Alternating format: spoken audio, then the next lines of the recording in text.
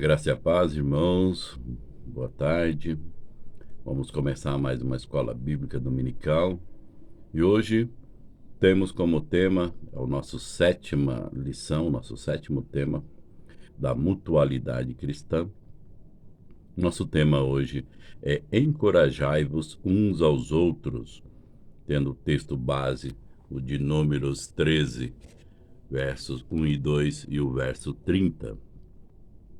Nosso versículo-chave está em Romanos 13, 15 e 13.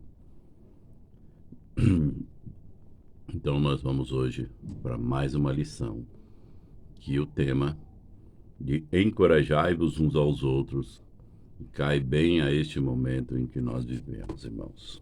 Então vamos pedir a orientação do nosso Deus, vamos curvar a nossa fonte e falar com Deus para que Ele nos traga a sua palavra, nos iluminando com a sua sabedoria, colocando-a dentro dos nossos corações o seu querer, a sua vontade para nossas vidas. Falemos com Deus, meus irmãos. Querido Deus e Pai amado, nós somos gratos, Senhor, por podermos aprender mais de Ti, Senhor, de estarmos reunidos em Teu nome. Que a Tua palavra possa hoje nos trazer esperança, nos trazer fé para dias melhores, ó Pai. Seu Santo Espírito nos ilumine, nos dê a entendimento e coloque no nosso coração a Tua vontade, o Teu querer, ó Pai. Nós estamos gratos por tudo, Senhor. No nome santo de Jesus. Amém. Então, o nosso título de hoje, irmãos, é encorajai-vos uns aos outros. Nosso versículo-chave é Romanos 15, verso 13, que diz: E o Deus da esperança vos encha de todo o gozo e paz no vosso crer, para que sejais ricos de esperança no poder do Espírito Santo. Essa lição, irmãos, de hoje é exatamente para nos ensinar como passar por momentos difíceis, né? Como nós devemos ser sensíveis e ajudar os que sofrem, como também devemos buscar quando nós passamos por aflições e nos sentimos desamparados, o apoio dos nossos irmãos. Essa lição de hoje, nós vamos ler o texto agora de Números 13, os versículos 1 e 2 e o versículo 30. Deus então manda Moisés enviar à terra de Canaã, a terra prometida, homens que espiem a terra de Canaã.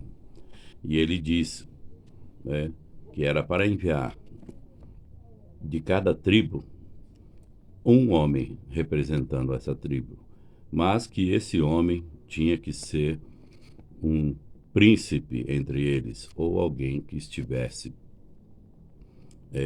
na liderança, né, fazesse parte da liderança da tribo. E assim Moisés fez, né, enviou um representante de cada tribo para espiar a terra de Canaã, a terra que Deus prometeu dar aos filhos de Israel. Desses 12 homens que foram até a terra espiarem, apenas 2 voltaram com boas notícias, os outros 10 voltaram pessimistas. Verso 30. Então Caleb fez calar o povo perante Moisés e disse: Eia, subamos e possuamos a terra, porque certamente prevaleceremos contra ela. Então vejam, irmãos, que de 12 homens, apenas 2 voltam com a esperança e com a sua fé renovada, que tentam ainda convencer, né, ou animar os outros 10 homens. Uma historinha bem rápida, irmãos. Em um quartel, havia uma proposta de uma competição entre 3 pelotões. Um deles era bem desorganizado, bem frágil, e certamente estaria fora daqueles que alcançariam a vitória. Mas o seu comandante, responsável pelo pelotão, sabia das limitações de alguns que não corriam bem. Por isso, ele entendeu que tinha, ali bons corredores, mas tinham outros que não eram tão bons corredores. E por isso ele precisaria, se quisesse alcançar e chegar na linha final como vitorioso, ele tinha que agrupar esse grupo, né, e bolar uma estratégia para que tivesse chances. E a sua estratégia para vencer a corrida foi primeiro identificar aqueles que eram os melhores corredores e colocá-los, dividindo-os em dois grupos, um na frente, e aqueles que não eram tão bons ficaram no meio, e o outro grupo, que também eram bons corredores, foram colocados no final. E assim ele determinou para os seus corredores, né, que os da frente dessem o máximo de si, os do meio, que estavam na retaguarda, pressionassem o pelotão do meio, que era o que menos corriam, animando-os sobre a missão que eles tinham e mostrar qual era a meta. E a missão principal era dar-lhes esperança, fazendo eles, mesmos exaustos, continuarem a correr. Resultado, o pelotão, que era considerado o mais fraco, venceu a corrida. Essa lição que hoje nós temos aqui com esse exemplo desse pelotão, irmãos, eles mostram, né, que os mais fracos, eles precisam do apoio dos mais fortes, que os mais fortes devem dar ânimo aos mais fracos. Então, nós nunca devemos esquecer que nós podemos encorajar os outros e, ao mesmo tempo, nós também precisamos que deixemos os outros nos encorajarem, para que nós chegamos também no final dessa corrida, irmãos, vitoriosos. Hoje nós vamos ver alguns aspectos importantes para que nós cheguemos até a vitória. O primeiro passo, irmãos, é reconhecer que existe uma esperança. Todos nós passamos por momentos difíceis. Alguém disse certa vez que nós nascemos destinados a sofrer algum nível de dor. Uma perca de um filho, a luta para encontrar um emprego, a mãe que sofre com o filho viciado, etc. Tudo isso é consequência do estado pecaminoso do ser humano. Uma experiência valiosa para a mutualidade do encorajamento é a esperança. Então devemos dizer, assim como o profeta Jeremias disse lá em Lamentações 3:21, quero trazer à memória o que me pode dar esperança. Assim como Caleb também serviu ali de esperança, junto com Josué, quando voltou, né, da espia da terra. E assim encorajou os outros 10 que voltaram desencorajados. Porque eles viam a esperança de ver e acreditar e esperar que a vitória um dia chegaria em Deus. Eles não olharam para as dificuldades, né?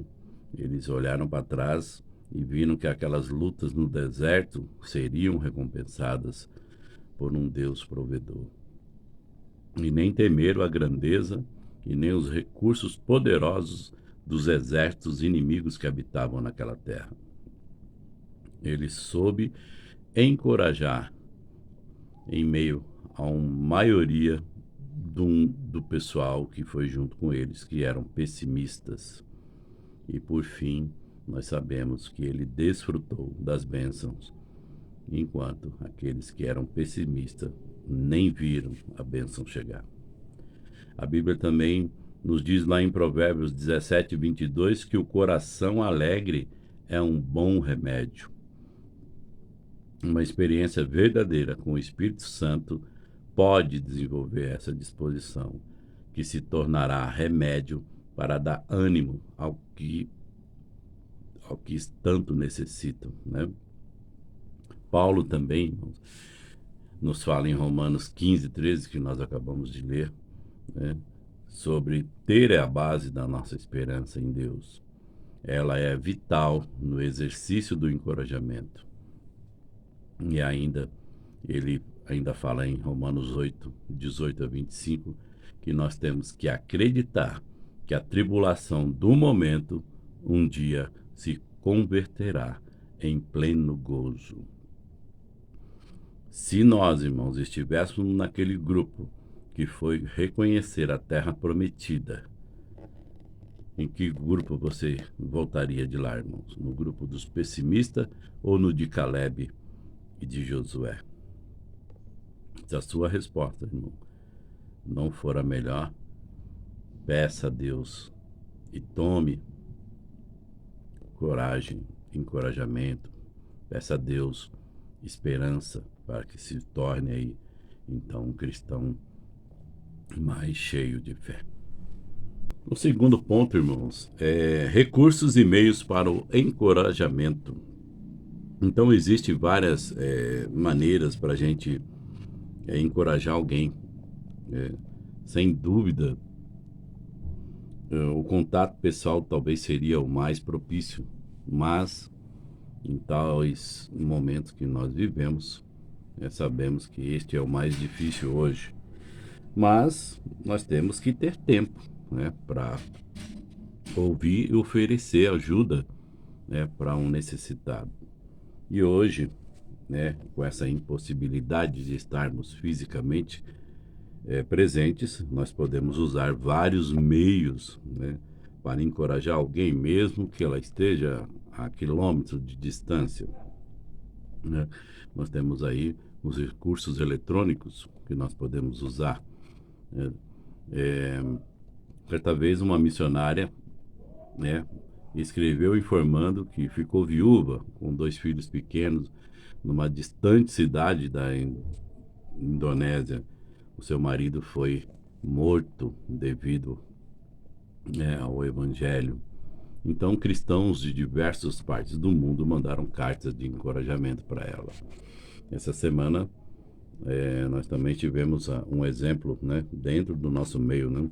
A Selma saiu daqui de férias para Bahia, né, e recebeu a notícia de uma tia internada, entubada, né? Justamente no dia que ela estava encarregada de dar uma palestra num casamento, ela recebe a notícia que essa tia falece. E aí nós vimos no nosso grupo, onde ela colocou a nota de falecimento da tia, né? As notas de encorajamento dos irmãos, né, que vêm logo a seguir, dando essa esperança, né, dando esse encorajamento para ela, mesmo ela estando a mais de 1.000 quilômetros de distância, né, justamente no dia que ela tem que fazer uma palestra, ela tem que falar para várias pessoas. Então, esse tipo de sensibilidade que nós devemos ter, né, uns com os outros, né, e aí deixar que o Espírito Santo, né, desenvolva em nós essa condição para que nós possamos encorajar alguém. A palavra compaixão, irmãos, ela tem como tradução sofrer com. Então, que nós possamos se alegrar nas horas das alegrias e também sofrer junto nas horas, né, tristes, né?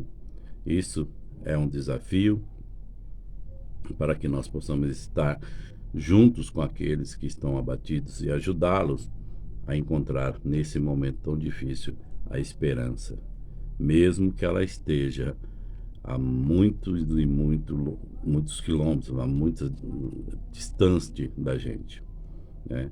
Então, se você tem alguém que você possa encorajar hoje, né, ou essa semana, talvez um missionário, ou alguém que esteja distante, um amigo que esteja com um abaixo, né, a sua autoestima baixa, né, não perca tempo, deixe que o Espírito Santo desenvolver em você essa condição para que você possa ser esse canal de bênção na vida de alguém. E o nosso terceiro ponto, irmãos, é torne-se conhecido e conheça o seu próximo. Existem ainda duas necessidades, irmãos, para a mutualidade do encorajamento. Há um momento em que você está abatido e precisa de ajuda, e há outro momento em que seu próximo está sofrendo e precisa da sua ajuda. Então, para que a vida, né, dê aí certo, para que nós possamos ser sábios, é preciso primeiramente a gente saber, irmãos, procurar encorajamento na hora que precisa. Muitas vezes todo mundo sabe da necessidade do irmão, menos aquele que deveria saber. Então, pode ser que alguém está do seu lado e não sabe. Lembre-se de que todos nós somos limitados. Conheço pessoas, né, que lamentam por ninguém se importar com as suas dores. Mas esse mesmo irmão, né, tem grande dificuldade de se expressar, principalmente na hora do sofrimento. Então, faça as suas necessidades ser conhecidas. Não tenha medo. Todos nós passamos por momentos difíceis. Tá? Segundo, devemos definir as necessidades do próximo. O livro de Provérbios, ele trata com grande profundidade da importância de desenvolver essa capacidade espiritual. Então, saber ouvir, irmãos, é um dom. Tá? Não importa qual seja a confissão, né? Seja fiel. Quando alguém confiar a você uma dor na alma, faça-se presente, ainda que tenha que sacrificar o seu tempo e recursos seus pessoais. Essa é a proposta do Evangelho. Lembre-se da parábola do bom samaritano, né? Além de socorrer aquele homem que foi assaltado e espancado, ainda providenciou abrigo e recursos para o tratamento dele. Então, irmãos, para nós pensarmos, será que nós temos coragem de compartilhar na hora da dor com alguém que a gente ama e poder ajudar? Será que nesses últimos dias alguém pediu socorro e eu não dei a atenção que realmente ele precisava? A lição de hoje, irmãos, então termina com essa conclusão, que assim como aquele pelotão que se uniu e conseguiu a vitória, nós também passamos assim por momentos difíceis de sofrimento. Nesse momento, assim como aqueles corredores lá no meio do pelotão, os mais fraquinhos, nós devemos, né, deixar para trás tudo aquilo que nos atrapalha, tudo aquilo que nos impede que nós prossigamos, que nós vamos para frente, tá? Nós devemos dar passos de quem vai para frente, tá? E não quem vai retornar para trás.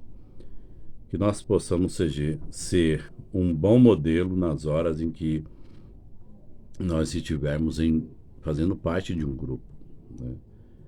Se você estiver lá na vanguarda, dê ânimo. Diga a quem está no meio, você vai conseguir e eu o ajudo.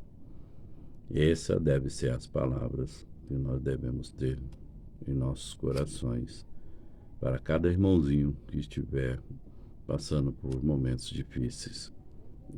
Acredito que todos nós passamos, que nós possamos ter esse espírito encorajador de dar a esperança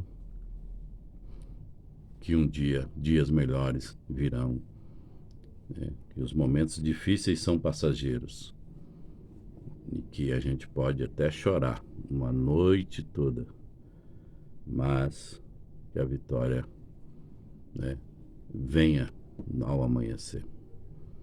Deus vos abençoe, que nos dê a fé e a esperança necessária para passarmos por esses momentos difíceis da atualidade, que nós possamos encontrar uns nos outros a fé, a esperança e o amor de Cristo Jesus. Fique na paz do nosso Senhor, em nome de Jesus. Amém.